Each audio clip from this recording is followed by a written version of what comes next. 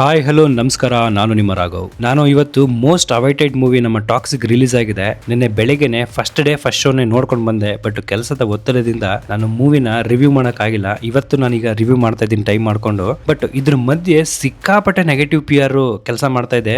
ಮೊದಲನೇ ಶೋ ಇಂದನೇ ನಾನು ಎಷ್ಟೊಂದು ರಿವ್ಯೂಸ್ ನೋಡ್ತಾ ಇದ್ದೀನಿ. ಇಂಟೆನ್ಷನಲಿ ನೆಗೆಟಿವ್ ಮಾಡ್ತಾ ಇದ್ದಾರೆ ಅಂತ ಹೇಳ್ತೀನಿ. ಈವನ್ ಕನ್ನಡದಲ್ಲೂ ನಾನು ನೋಡ್ತಾ ಇದ್ದೀನಿ ನೆಗೆಟಿವ್ ಮಾಡ್ತಾ ಇರೋದು.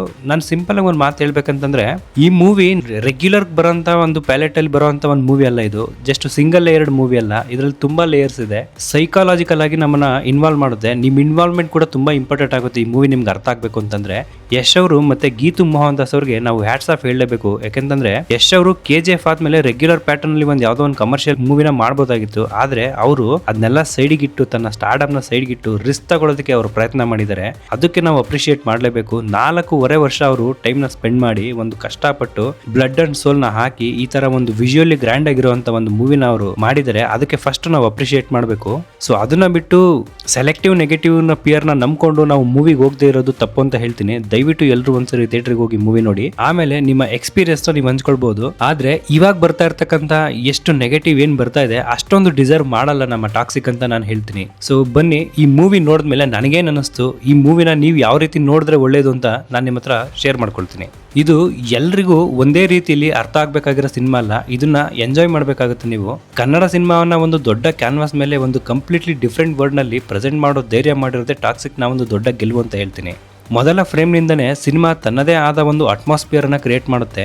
Visuals, production design, costumes, lighting, cinematography, action, choreography, back ground score, ಪ್ರತಿಯೊಂದು ಡಿಪಾರ್ಟ್ಮೆಂಟ್ ನಲ್ಲೂ ತಂಡ ಎಷ್ಟು ದೊಡ್ಡ ವಿಷನ್ ಇಟ್ಕೊಂಡು ಕೆಲಸ ಮಾಡಿದೆ ಅನ್ನೋದು ಸ್ಪಷ್ಟವಾಗಿ ಕಾಣುತ್ತೆ.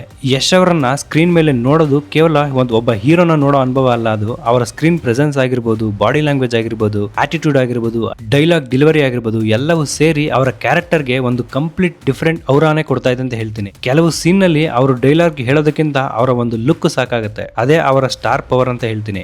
ಟಾಕ್ಸಿಕ್ ನೋಡ್ತಿರುವಾಗ ಹಲವಾರು ಬಾರಿ ನಾವು ಕನ್ನಡ ಸಿನಿಮಾ ನೋಡ್ತಿದೀವ ಅಥವಾ ಹಾಲಿವುಡ್ ಮೂವಿ ನೋಡ್ತೀವ ಅನ್ನೋ ಒಂದು ಫೀಲ್ ನ ಕೊಡುತ್ತೆ. ಪ್ರೊಡಕ್ಷನ್ ಡಿಸೈನ್ ನಲ್ಲಿ ಡೀಟೈಲಿಂಗ್ ಅಂತೂ ತುಂಬಾ ಅದ್ಭುತವಾಗಿದೆ. ಲೊಕೇಶನ್ಸ್ ಆಗಿರ್ಬೋದು, ಸೆಟ್ಸು, ಕಾಸ್ಟ್ಯೂಮು, ಲೈಟಿಂಗು, ಪ್ರತಿಯೊಂದು ಫ್ರೇಮ್ ನಲ್ಲೂ ಒಂದು ಪರ್ಪಸ್ ಇದೆ. ಕೆಲವು ಫ್ರೇಮ್ಸ್ ನ ಮಾತ್ರ ಪಾಸ್ ಮಾಡಿ ಇದು ಕೇವಲ ಒಂದು ದೊಡ್ಡ ಬಜೆಟ್ ಸಿನಿಮಾ ಅಲ್ಲ, ದೊಡ್ಡ ವಿಷನ್ ಇರೋ ಸಿನಿಮಾ ಅಂತ ಹೇಳ್ತೀನಿ. ಇದರಲ್ಲಿ ಮೈನ್ ನಮ್ಮ ಯಶ್ ಅವರ ಪರ್ಫಾರ್ಮೆನ್ಸ್ ರಿಯಲಿ ಗುರು. ಆ ಅಮ್ಮ ಒಂದು ಈವೆಂಟ್ ಅಲ್ಲಿ ಹೇಳಿತ್ತು, ಯಶ್ 2.0 ಅಂತ ಹೇಳಿ ಕರೀತಾರೆ ಇನ್ಮೇಲೆ ಅಂತ ಹೇಳಿ. ಅದಂತೂ ನಿಜವಾಗ್ಲೂ ಸತ್ಯ ಅಂತ ಹೇಳ್ತೀನಿ. ಇದು ಕೇವಲ KGF ಸ್ಟೈಲ್ ರಿಪೀಟ್ ಅಲ್ಲ. ಅವರ ಕ್ಯಾರೆಕ್ಟರ್ ನಲ್ಲಿ ಒಂದು ಆಟಿಟ್ಯೂಡ್ ಇದೆ, ಅಗ್ರೆಷನ್ ಇದೆ, ಮಿಸ್ಟ್ರಿ ಇದೆ, ವಲ್ನರಬಿಲಿಟಿ ಇದೆ.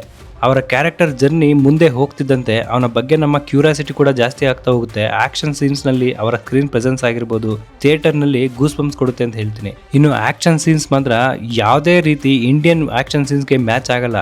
ನಿಮ್ಗೊಂದು ಎಕ್ಸಾಂಪಲ್ ಕೊಡ್ತೀನಿ. ನೀವು ಪುಷ್ಪ ಪಿಕ್ಚರ್ ನಲ್ಲಿ ಅಲ್ಲು ಅರ್ಜುನ್ ಸೀರೆ ಉಟ್ಕೊಂಡು ಒಂದು ಫೈಟ್ ಸೀಕ್ವೆನ್ಸ್ ಮಾಡ್ತಾರೆ. ಆ ಸೀಕ್ವೆನ್ಸ್ ಅಲ್ಲಿ ಗ್ರಾವಿಟಿನ ಲೆಕ್ಕಕ್ಕೆ ಇಟ್ಕೊಂಡಿಲ್ಲ ಅವರು.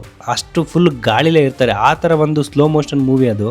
ಅದನ್ನ ಜನ ಅಕ್ಸೆಪ್ಟ್ ಮಾಡ್ಕೊಂಡಿದ್ದಾರೆ. ಆದ್ರೆ ಇಷ್ಟು ರಿಯಾಲಿಟಿ ಆಗಿ ಮೂವಿ ಮಾಡಿರೋದನ್ನ ಜನ ಅಕ್ಸೆಪ್ಟ್ ಮಾಡ್ಕೊಳ್ತಾ ಇಲ್ಲ. ಇದೊಂದು ದುರದೃಷ್ಟ ಅಂತಾನೆ ಹೇಳ್ತೀನಿ. ಜನ ಯಾವಾಗ್ಲೂ ಒಂದ್ ಮೂವಿಯಿಂದ ಇನ್ನೊಂದು ಮೂವಿಗೆ ಕಂಪೇರ್ ಮಾಡ್ಕೋಬಾರ್ದು. ಪ್ರತಿಯೊಂದು ಮೂವಿನೂ ಡಿಫ್ರೆಂಟ್ ಒಂದು ಲೇಯರ್ ಅಥವಾ ಒಂದು ಡಿಫ್ರೆಂಟ್ ಪ್ಲಾಟ್ ಅಲ್ಲಿ ಮೂವ್ ಆಗುತ್ತೆ. ಯಾಕೆಂತಂದ್ರೆ ಡೈರೆಕ್ಟರ್ ಇಂದ ಡೈರೆಕ್ಟ್ಗೆ ಡಿಫ್ರೆಂಟ್ ವಿಷನ್ಸ್ ಇರುತ್ತೆ, ಡಿಫ್ರೆಂಟ್ ಆಲೋಚನೆ ಇರುತ್ತೆ. ಅವ್ರು ಮಾಡೋ ಒಂದು ಟೆಕ್ಸ್ಚರೇ ಬೇರೆ ಇರುತ್ತೆ. ಅದನ್ನ ತಲೆಯಲ್ಲಿ ಇಟ್ಕೋಬೇಕು ಫಸ್ಟ್. ಅಂತದ್ರಲ್ಲಿ ಈ ತರ ಒಂದು ಹೊಸ ಡೈರೆಕ್ಟ್ಗೆ ಚಾನ್ಸ್ ಕೊಟ್ಟು ನಮ್ಮ ಯಶ್ ಅವರು ಮೂವಿ ಮಾಡೋದಕ್ಕೆ ಕೈ ಹಾಕಿದ್ದಾರೆ ಅಂತಂದ್ರೆ ಅದಕ್ಕೆ ಅಪ್ರಿಶಿಯೇಟ್ ಮಾಡಬೇಕು. ಈ ಮೂವಿನಲ್ಲಿ ಆಕ್ಷನ್, ಕೊರಿಯೋಗ್ರಫಿ ಮಾತ್ರ ನೆಕ್ಸ್ಟ್ ಲೆವೆಲ್ ಇದೆ ಅಂತ ಹೇಳ್ತೀನಿ. ನೀವು ಮೂವಿ ನೋಡ್ತಾ ಇದ್ರೆ ಬೇರೆ ಏನು ನಿಮ್ ಗಮನಕ್ಕೆ ಬರೋದೇ ಇಲ್ಲ. ಆಕ್ಷನ್ಸ್ ಅಷ್ಟು ಬರ್ತಾ ಇರುತ್ತೆ. ಇನ್ನು ಮ್ಯೂಸಿಕ್ ಬಗ್ಗೆ ಮಾತಾಡೋದಾದ್ರೆ ನಿಜವಾಗ್ಲೂ ಹೇಳ್ತೀನಿ, ಸುಮ್ನೆ ನಿಜವಾಗ್ಲೂ ಹೇಳೋದಾದ್ರೆ ನಮ್ಮ ತಮಿಳ್ ಮೂವೀಸ್ ತರ ಯಾವ್ದೋ ಒಂದು ಟಪಾಂಗುಚಿ ಸಾಂಗ್ ಹಾಕ್ಬಿಟ್ಟು ಒಂದೊಳ್ಳೆ ಒಂದು ಸಿಂಗಲ್ ಟ್ಯೂನಿಂಗ್ ಮಾಡಿ ಮ್ಯೂಸಿಕ್ ಮಾಡಬಹುದು. ಆದ್ರೆ ಕತೆ ಏನ್ ಕೇಳುತ್ತೆ, ಆ ಕತೆ ಯಾವ ರೀತಿ ಮ್ಯೂಸಿಕ್ ಬೇಕು ಅನ್ನೋದನ್ನ ತಲೆಯಲ್ಲಿ ಇಟ್ಕೊಂಡು ಒಂದು ಇಂಗ್ಲಿಷ್ ಮೂವಿ ಲೆವೆಲ್ಗೆ ಮ್ಯೂಸಿಕ್ ನ ಮಾಡಿದ್ದಾರೆ ರವಿ ಬಸ್ರೂರ್ ಅವರು. ಸೊ ಅದಕ್ಕೆ ಏನ್ ಬೇಕು ಅಷ್ಟು ಮ್ಯೂಸಿಕ್ ಕರೆಕ್ಟ್ ಆಗಿದೆ. ನನಗೇನು ಅದರಿಂದ ಪ್ರಾಬ್ಲಮ್ ಆಗಿದೆ ಅಂತ ಅನಿಸ್ತಾ ಇಲ್ಲ. ತುಂಬಾ ಚೆನ್ನಾಗಿ ಸೂಟ್ ಆಗಿದೆ ಮ್ಯೂಸಿಕ್ ಕೂಡ. ಇನ್ನು ವಿಜುವಲ್ ಜೊತೆ ಸಾಂಗ್ಸ್ ನೋಡ್ಬೇಕಾದ್ರಂತೂ ನಿಜವಾಗ್ಲೂ ವಿಶಾಲ್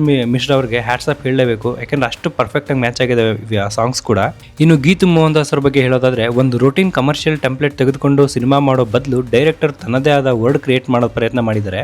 ಅದೇ ಟಾಕ್ಸಿಕ್ ನ ಬಿಗ್ಗೆಸ್ಟ್ ಸ್ಟ್ರೆಂತ್ ಅಂತ ಹೇಳ್ತೀನಿ. ಪ್ರತಿಯೊಂದು ವಿಷಯವನ್ನು ಸ್ಪೂನ್ ಫೀಡ್ ಮಾಡಿಲ್ಲ ಇಲ್ಲಿ. ಆಡಿಯನ್ಸ್ ಕೂಡ ಸಿನಿಮಾದ ವರ್ಡ್ ನಲ್ಲಿ ಇನ್ವಾಲ್ವ್ ಆಗ್ಬೇಕು ಅಂತ ಅನ್ಕೊಳ್ತೀನಿ.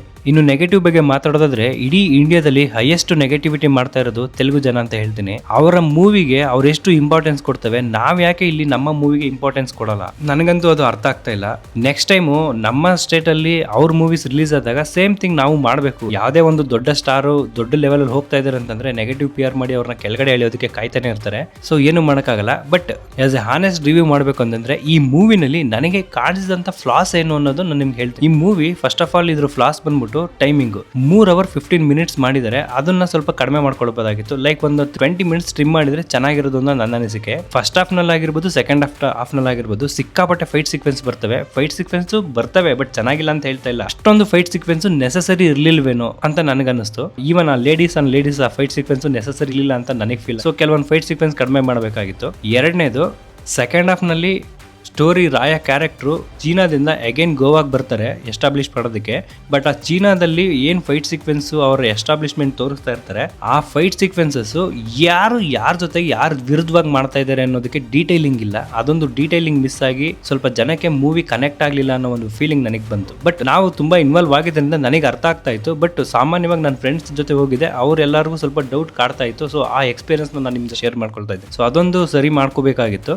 ಇನ್ನು ಕ್ಯಾರೆಕ್ಟರ್ಸ್, ಪ್ರತಿಯೊಂದು ಕ್ಯಾರೆಕ್ಟರ್ಸ್ ಅವ್ರು 100% ಕೊಟ್ಟಿರೋದು ತೆರೆ ಮೇಲೆ ನಮಗೆ ಎದ್ದು ಕಾಣುತ್ತೆ. ಆದ್ರೆ ರಾಯ ಕ್ಯಾರೆಕ್ಟರ್ನ ಬಿಲ್ಡ್ ಮಾಡೋದಕ್ಕೋಸ್ಕರ ಜಸ್ಟ್ ಆ ಕ್ಯಾರೆಕ್ಟರ್ಸ್ನ ಇವರು ಸೈಡ್ ಆಸ್ಪೆಕ್ಟ್ ಆಗಿ ಇವರು ತಗೊಂಡು ಯೂಸ್ ಮಾಡಿದ್ದಾರೆ ಅಂತ ಒಂದು ಫೀಲ್ ನನಗೆ ಬಂತು. ನಯನತಾರ ಮತ್ತೆ ಕಿಯಾರಾ ಅವರ ಕ್ಯಾರೆಕ್ಟರ್ಗೆ ಹೊರತುಪಡಿಸಿದ್ರೆ ಇನ್ಯಾರ ಕ್ಯಾರೆಕ್ಟರ್ ಅಲ್ಲಿ ಅಷ್ಟೊಂದು ಎಸ್ಟಾಬ್ಲಿಷ್ ಆಗಿಲ್ಲ. ಅಂದ್ರೆ ಅವ್ರ ಕ್ಯಾರೆಕ್ಟರ್ ಟೈಮಿಂಗ್ ಕೊಟ್ಟಿದ್ರು ವ್ಯಾಲ್ಯೂಬಲ್ ಅಲ್ಲ ಅಂತ ನನ್ಗೆ ಅನ್ನಿಸ್ತಾ ಇತ್ತು. ಸೊ ಇನ್ನು ಸ್ವಲ್ಪ ಅವ್ರಿಗೆ ಡೀಟೈಲಿಂಗ್ ಅಥವಾ ವ್ಯಾಲ್ಯೂ ಕೊಡಬೇಕಾಗಿತ್ತು ಅನ್ನೋ ಫೀಲ್ ಬಂತು. ಅವ್ರಿದ್ರೆ ಇನ್ನೂ ಚೆನ್ನಾಗಿರೋದು. ಆಮೇಲೆ ಪ್ರತಿಯೊಂದು ಕ್ಯಾರೆಕ್ಟರ್ನು ವಿತಿನ್ 15-20 minutes ಎಂಡ್ ಆಗ್ತಾ ಹೋಗ್ತಾ ಇರುತ್ತೆ. ಒಬ್ಬರಾದ್ಮೇಲೆ ಸ್ವಲ್ಪ ಜನಗಳಿಗೆ ಡಿಸಪಾಯಿಂಟ್ ಅಂತ ಅನಿಸ್ತಾ ಇರ್ತೇನೋ ಅನ್ನೋದು ನನ್ನ ಅನಿಸಿಕೆ. ಈ ಒಂದು ಕೆಲವೊಂದು ಸಣ್ಣ ಪುಟ್ಟ ಫ್ಲಾಸ್ ಬಿಟ್ರೆ ಮೂವಿ ಅಷ್ಟು ಕೆಟ್ಟದಾಗಿ ಅಂತ ಹೇಳಕ್ಕಂತೂ ಸಾಧ್ಯನೇ ಇಲ್ಲ. ಮೂವಿ ಫಸ್ಟ್ ಕ್ಲಾಸ್ ಆಗಿದೆ, ಎಲ್ಲರೂ ಹೋಗಿ ಥಿಯೇಟರ್ ನಲ್ಲಿ ನೋಡ್ಲೇಬೇಕು.